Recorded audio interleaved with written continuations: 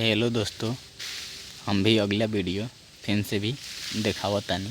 सभी भाई लोग ध्यान से भी देखा लोगन।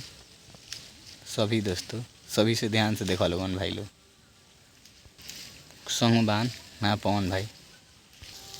ये देखिए दोस्तों, हम लोग बांसवाड़ी में भी वीडियो बनावत तानी सन।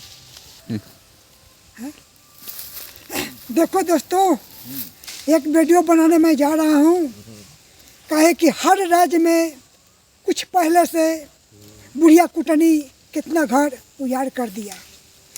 ये इस कारण से मैं एक गाना गाकर वीडियो बनाने जा रहा हूँ। अच्छा लगे तो लाइक आप लोग दीजिएगा। उजाड़ कैले टोला, उजाड़ कैले टोला, यह बुढ़िया कुटनो। उजाड़ कैले टोला, यह बुढ़िया कुटनो। उजाड़ कैले टोला, उजाड़ कैले टोला, उजाड़ कैले टोला, यह बुढ़िया कुटनो।